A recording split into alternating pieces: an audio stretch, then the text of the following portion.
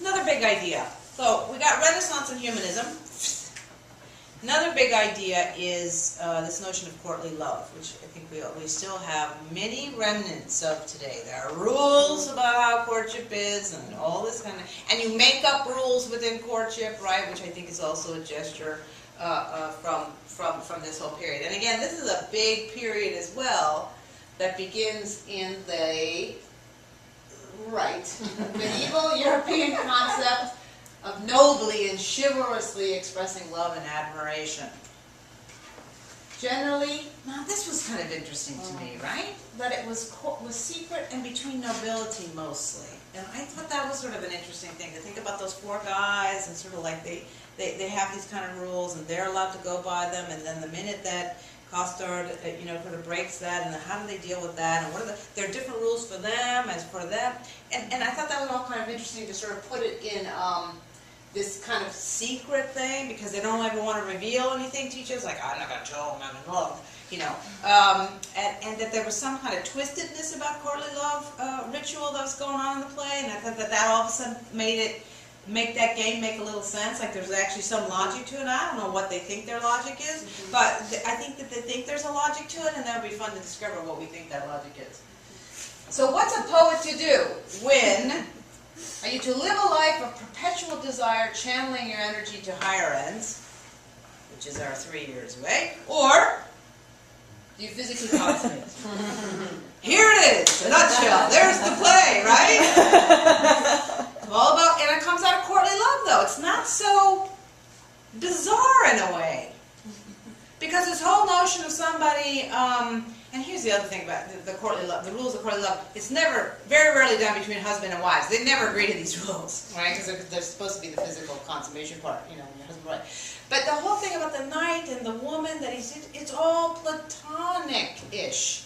Now, there's some cynical views to say that, yes, that was all a great ruse, because actually it was just to disguise a whole bunch of affairs that were going on between the nobility, which I also believe was probably going on too. But they came up with this kind of really sort of beautiful system of sort of how to sort of behave between men and women. And there's a little bit of this in this play, and so in some ways it doesn't seem like, that's the most obscene thing I could think of. It's like, really? I don't know, because there are these rules about how to behave, and that the assumption is that the knight would do this for the lady for no more than the white glove, or be able to look at her, or some absurd thing like that. Now, do I think anybody ever really did this? I suppose some poor schmuck really did. But the point is that publicly, that's the game we were all playing. Public and private, we've been talking about this a little bit too. Public and private is huge in this play. The fact of the matter is almost everything's a public scene, but there's these private things that are happening, which is interesting. So, the courts of love I bring up, which was supposedly, groups of women who got together to hear cases of sort of, when people disregarded the rules, and that women made judgments on how to, right? To punish the guys who disobey the rules. And I thought that was kind of interesting in terms of our play. Right? Because we were talking about, like, the end. Like, what happens to these girls at the end? What's their arc and all that kind of stuff? But maybe they're just basically courts of love. In a funny kind of way. I mean, I don't know what that does for us, but that was sort of an interesting thing to sort of put. See, I'm just kind of putting frames on it, just to sort of see if there's some way to hang some of the things on it. This is not meant to be completely prescriptive, but rather descriptive, to sort of be used to see what components might be in our play itself. But that was interesting this morning. I was like, I forgot all about that, the whole women in judgment thing. It's really very interesting. All right, so then we have, circulating 1590s-ish, the notion of literary conventions that are part of courtly love. There's the lyric, which begins in the 11th century, those troubadour guys, which of course curiously actually comes from Islam, through Spain, to France, to England. So we actually have Islam to thank for love poetry, which I find so interesting. Right? So we've got all this kind of action going on, and there's certainly these elements in our play. I don't know. romance, the whole notion of romance novels, and really kind of begin here. And really, you know, the King Arthur legends were just hugely valuable in this regard, sort of really elevating and putting that old sort of pink halo thing, glow around, you know, sort of love stories kind of thing.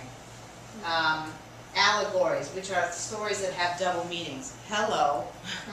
Surface, it means something else. Underneath, it means something completely different. Well, we got the sexual allegory going out of this play. Full tide, full tilt, as it were.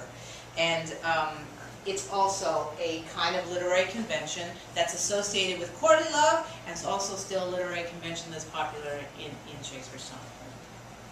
The old other category. Oh, it's like 15th century. A guy writes a book called The Art of Loving, which is just a fun little book, actually, to read. And it's like a textbook. It's like, here's how you do the courtly love thing. Right, so you got this sort of like treatise that's been set up. And there's, again, about the rules, and we'll talk about it in a second, too, more specifically. And this whole notion, in some ways, isn't it interesting to think about Romeo and Rosalind as sort of following courtly love, kind of. Thanks, guys. Have fun. Following sort of the rules of courtly love, because he does not get to consummate, as far as we know, even though the priest is a little concerned about that. But it's interesting to sort of think about that, and then what happens when Romeo falls really in love, right? We've got the same kind of issue in Love's Labour's Lost. A sort of love of love versus a real love kind of journey going on. So it's just sort of interesting that that's circulating around the same time, and most likely Romeo and Juliet and Love's Labour's Lost are written same time-ish, same time frame. So these issues are always kind of with him. So, according to Barbara Tuchman, here are the stages of courtly love, which I think is kind of like blow your mind. Here we go. Attraction to the lady, usually in eyes. Right? Yes. This is great. It's all about the eyes for guys. So it's fantastic. Okay. Worship of the lady from afar, declaration of passionate devotion. Well, this should be the second thing. Oh, that should be a third thing. Oh, the declaration, yeah. Declaration of passionate devotion, right? So this would be next. Yeah. Okay. Virtuous rejection by the lady. Debatable, virtuous, right? Renewed wooing with oaths of virtue and eternal fealty. Interesting, yeah. Right? What's next? Moans of approaching death from unsatisfied desire, ramifications of love sickness, and heroic deeds of valor which will win the lady's heart. Now, isn't that an interesting frame to put this in, right? Someone's like, oh my God, there's the book. Yeah. Right? There's the Art of Love's Labour's Lost, right here, at the stages of courtly love. Right? Oh, one more. Consummation of the secret love, yes. And oh yeah, see, yeah, I only got this far because that's where our play kind of ends, sort of, right? Yeah. Consummation of the secret love, and of course there's debate about whether those four, this is something we've been talking a lot about, this is like Act 5, you know, Act 6, you know, jump cut it to Act 6 a year later. Who's together and who's not, right? Take your bets. Endless adventures and subterfuges avoiding detection. So there you go. Life becomes great once you get with the lady. But that was just sort of mind-blowing too, to sort of think about it again in that frame, right? It becomes less fantastical in a way, because all these things are kind of circulating.